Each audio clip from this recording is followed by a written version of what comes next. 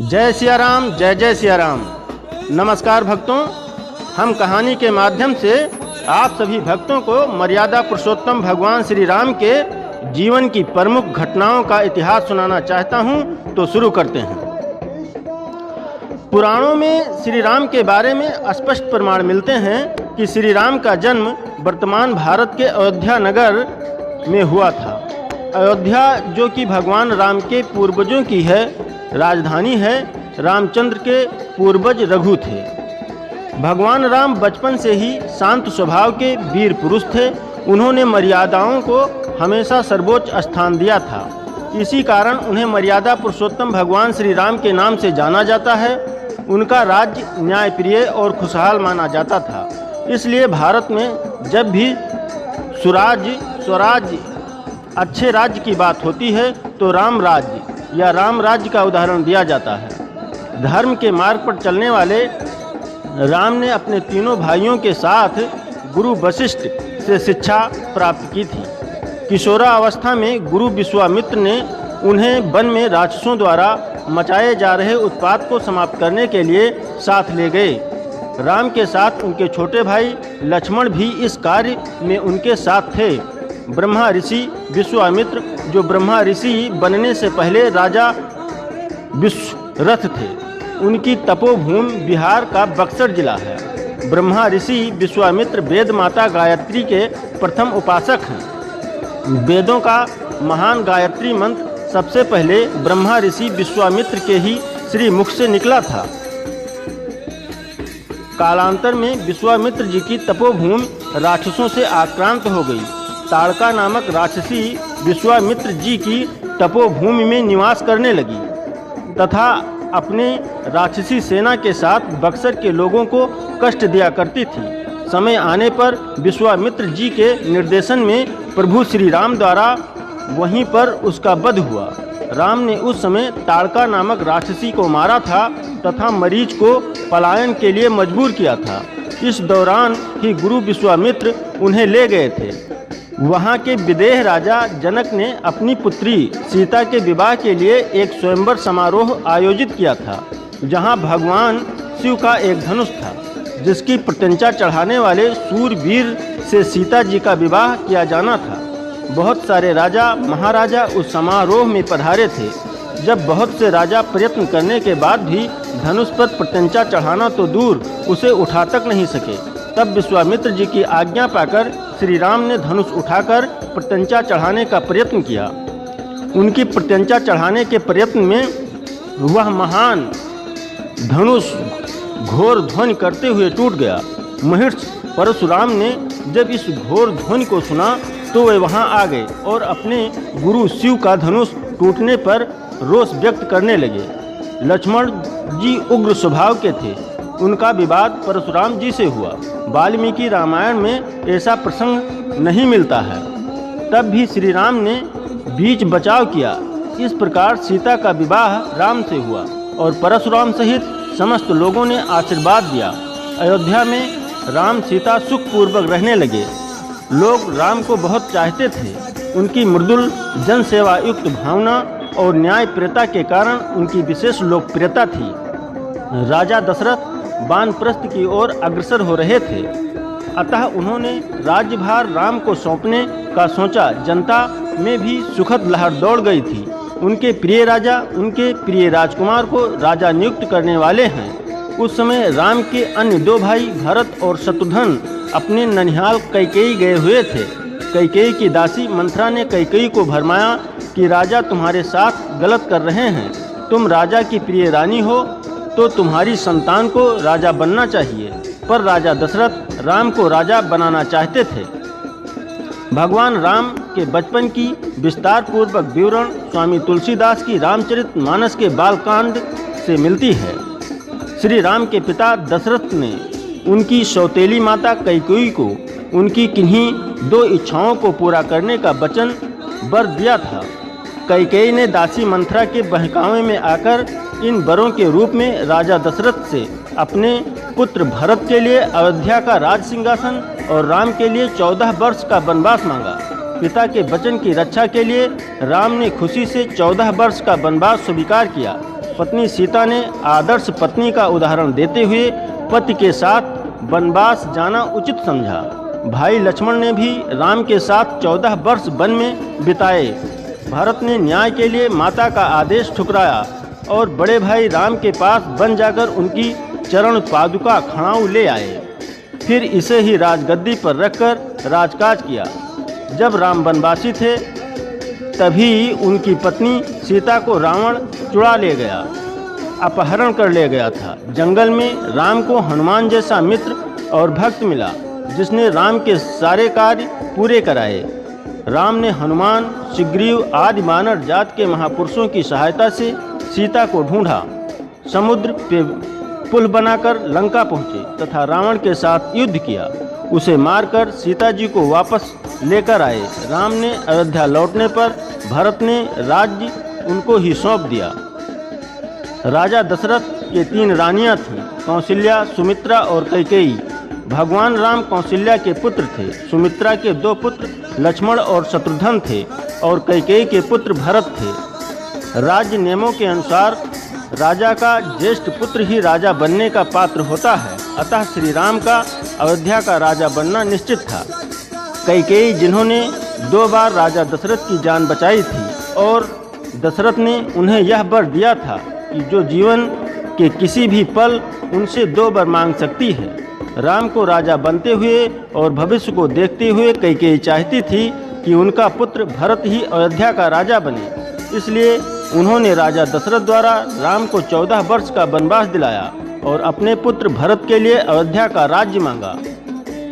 वचनों में बंधे हुए राजा दशरथ को विवश होकर यह स्वीकार करना पड़ा। श्री राम ने अपने पिता की आज्ञा का पालन किया। श्री राम की पत्नी देवी सीता और उनके भाई लक्ष्मण जी भी वनवास गए थे। वनवास के समय रावण ने सीता जी का हरण किया था। रावण एक राक्षस तथा लंका का राजा था। रामायण के अनुसार जब राम, सीता और लक्ष्मण कुटिया में थे तब एक स्वर्णिम हिरण की वाणी सुनकर पर्णकुटी के निकट उस स्वर्ण मृग को देखकर देवी सीता व्याकुल हो गई। देवी सीता ने जैसे ही उस सुंदर हिरण को पकड़ना चाहा, वह हिरण या मृग घनघोर वन की ओर भाग गया। वास्तविकता में यह असुरों द्वारा किया जा रहा एक षड्यंत्र था ताकि देवी सीता का अपहरण हो सके। वह स्वर्ण मृग या सुनहरा हिरण राक्षस राज रावण का मामा मारीच था। उसने रावण के कहने पर ही सुनहरे हिरण का रूप धारण किया था ताकि वो योजनानुसार राम लक्ष्मण को सीता जी से दूर कर सके और सीता जी का अपहरण हो सके।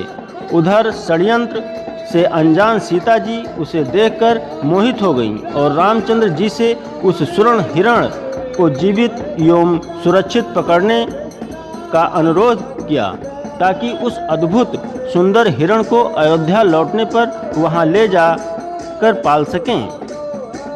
रामचंद्र जी अपनी भार्या की इच्छा पूरा करने चल पड़े और लक्ष्मण जी से सीता की रक्षा करने को कहा। कपटी मारीच राम जी को बहुत दूर ले गया। श्री राम को दूर ले जाकर मारीच ने जोर से हे सीता, हे लक्ष्मण की आवाज़ लगानी प्रारंभ कर दी ताकि उस आवाज़ को सुनकर सीता जी चिंतित हो जाएं और लक्ष्मण को राम के पास जाने को कहें, जिससे रावण सीता जी का हरण सरलतापूर्वक कर सके। इस प्रकार छल या धोखे का अनुमान लगते ही अवसर पाकर श्री राम ने तीर चलाया और उस स्वर्णिम हिरण का रूप धरे राक्षस मारीच का वध कर दिया। दूसरी ओर सीता जी मारीच द्वारा लगाए अपने तथा लक्ष्मण के नाम के ध्वनियों को सुनकर अत्यंत चिंतित हो गईं और किसी प्रकार के अनहोनी को समीप जानकर लक्ष्मण जी को श्री राम के पास जाने को कहने लगी। लक्ष्मण जी राक्षसों के छल कपट को समझते थे, इसलिए लक्ष्मण जी देवी सीता को असुरक्षित अकेला छोड़कर जाना नहीं चाहते थे, पर देवी सीता द्वारा बलपूर्वक अनुरोध करने पर लक्ष्मण जी अपनी भाभी की बातों को अस्वीकार नहीं कर सके। वन में जाने से पहले सीता जी की रक्षा के लिए लक्ष्मण जी ने अपने बाण से एक रेखा खींची तथा सीता जी से निवेदन किया कि वे किसी भी परिस्थिति में इस रेखा का उल्लंघन नहीं करें। यह रेखा मंत्र के उच्चारण पूर्वक खींची गई थी, इसलिए इस रेखा को लांघकर कोई भी इसके अंदर नहीं आ पाएगा। लक्ष्मण जी ने देवी सीता की रक्षा के लिए जो अभिमंत्रित रेखा अपने बाण के द्वारा खींची थी, वह लक्ष्मण रेखा के नाम से प्रसिद्ध है। लक्ष्मण जी के घोर वन में प्रवेश करते ही तथा देवी सीता को अकेला पाकर पहले से षड्यंत्र पूर्वक घात लगाकर बैठे रावण को सीता जी के अपहरण का सुनहरा अवसर प्राप्त हो गया। रावण शीघ्र ही राम लक्ष्मण सीता के निवास स्थान उस पर्णकुटी या कुटिया में जहाँ परिस्थित बस देवी सीता इस समय अकेली थी आ गया। उसने साधु का वेश धारण कर रखा था। पहले तो उसने उस सुरक्षित कुटिया में सीधे घुसने का प्रयास किया, लेकिन लक्ष्मण रेखा खींचे होने के कारण वह कुटिया के अंदर जहां देवी सीता विद्यमान थी नहीं घुस सका। तब उसने दूसरा उपाय अपनाया। साधु का भेष तो उसने धारण किया ही हुआ था, सो वह कुटिया बाहरी द्वार पर खड़े होकर भिक्षाम देही का उद्घोष करने लगा।